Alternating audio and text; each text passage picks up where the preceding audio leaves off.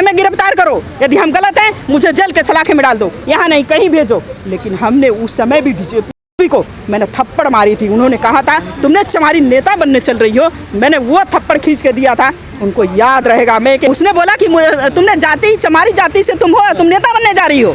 मैंने 1000 धारा लगाओ, लेकिन गाली मत देना जाति के ऊपर।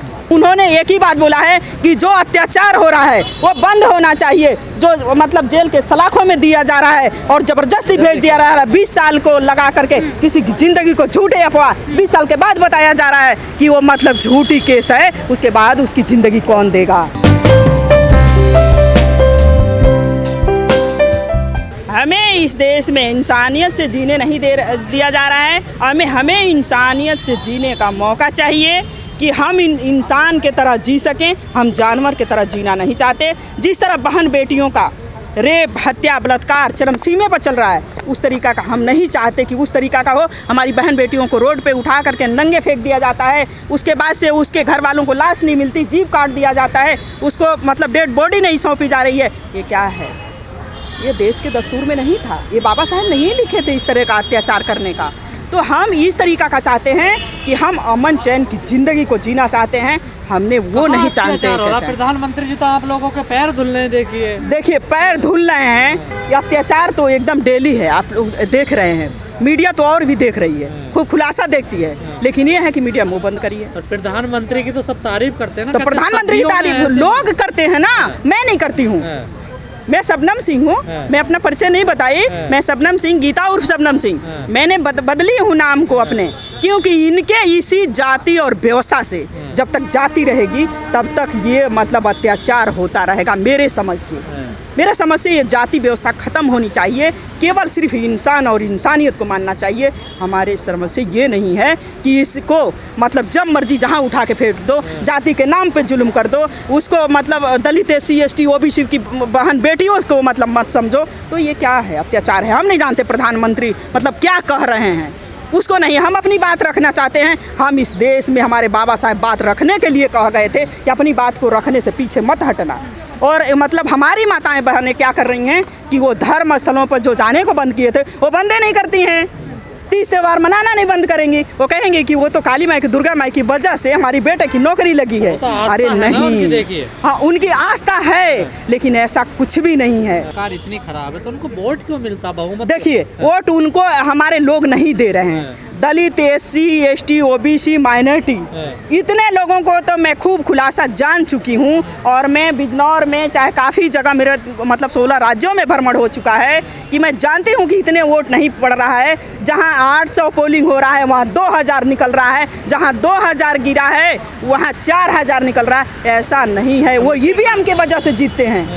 EVM है उनका। रामनाथ कोविंद जी दलित से आते थे। हाँ, तो रामनाथ कोविंद को आपने देखा जब उनको मतलब मंदिर में घुसने ही नहीं दिया गया। वो जाकर के जीना पे बैठे हैं। काहे को आपने राष्ट्रपति का, उसी तो मैंने बोले हूँ कि इस्तीफा दे देना चाहिए ऐसे रामनाथ कोविंद को, मतलब राष्ट्रपति को। अब झुक करके पैर छुए।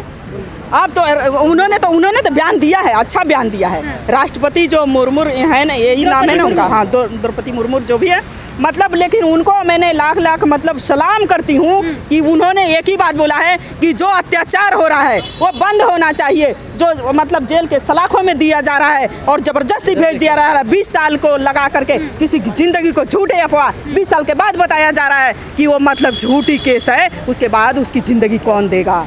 अदा करना चाहिए। किस बात पे अदा करना चाहिए? सही पे अदा करना चाहिए, झूठ पे अदा करना चाहिए, सच्चाई पे अदा करना चाहिए। मैं भी कह रही हूँ कि सच्चाई का साथ देना चाहिए, झूठ का साथ नहीं देंगे। मेरा तो गला भी कटते रहे, मैं झूठ का साथ दूंगी ही नहीं। आप कह रही हैं लाख खामियां हैं समाज में। लाख खामियां हैं। मीडिया कह रही है बड़ा अच्छा चल रहा है। लाख खामियां हैं, लाखों। क्योंकि यदि हमारा समाज सही रहता, दलित, SC, ST, OBC, माइनॉरिटी, यदि ये सही रहता तो हम लोग इस टुकड़े टुकड़े में बंटे ना होते। टुकड़े टुकड़े में बंटे नहीं होते भाई। यदि टुकड़े टुकड़े में नहीं बंटते तो कुत्तों की हालात नहीं होती, और कुत्तों से भी बदतर जिंदगी जीने को हमारा या मुस्लिम भाइयों का मिला है। एक हो जाओ। अरे सब कह रहे हैं ना, एक हो कहाँ रहे हैं?